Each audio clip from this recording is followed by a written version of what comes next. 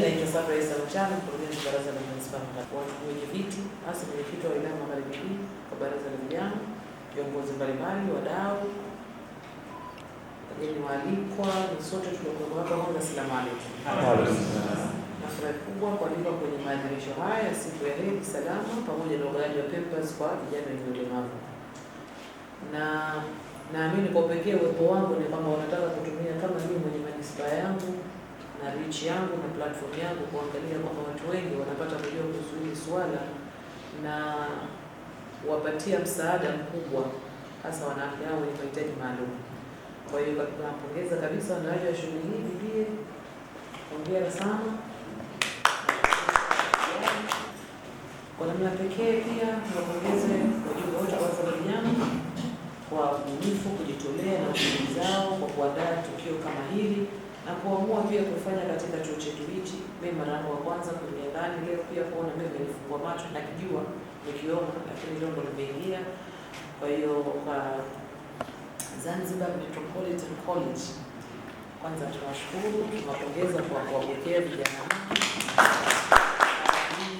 ikiwa mtazidi kwa mashirikiano mazuri, na karibu niambia kwamba wako tayari kuwasaidia kutokana tayari hapa ni vijana wengi wako hapa, kwa hiyo inaweza kuwa mmepata mdau mkubwa katika wilaya Magharibi. Natumai kazi yenu na jitihada yenu itakuwa mfano bora kwa vijana wengine katika kuanzisha na kutekeleza shughuli zenye manufaa kwa jamii.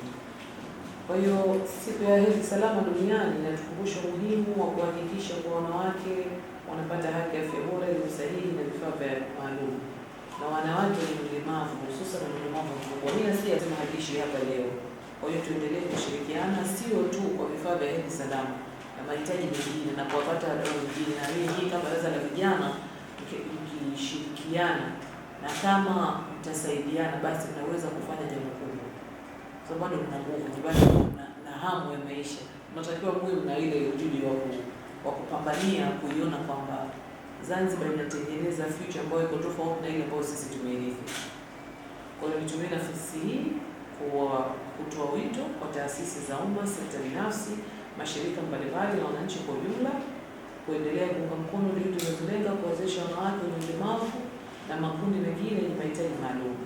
Kwa hiyo naomba kwa mwisho kabisa niwapongeze waandaaji, Bibi Jamila Burafya, wajumbe wa Baraza la Vijana Watendaji, Baraza la Vijana Zanzibar, kiwilaya, kitaifa, wale waliotoka mpaka Pemba, wote ambao wameshirikiana kwenye NGO zingine ambao wameona umuhimu wa hili jambo, wote wadau wote waliofanikisha tukio hili. Mwenyezi Mungu abariki na zidi kutujalia moyo wa kusaidiana na kujenga jamii yetu yenye usawa, utu na heshima kwa wote.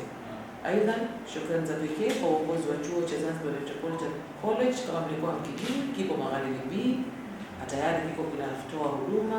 Kwa hiyo tunawashukuru kwa ufadhili huo. Niwashukuru mambo hapa nazindua rasmi.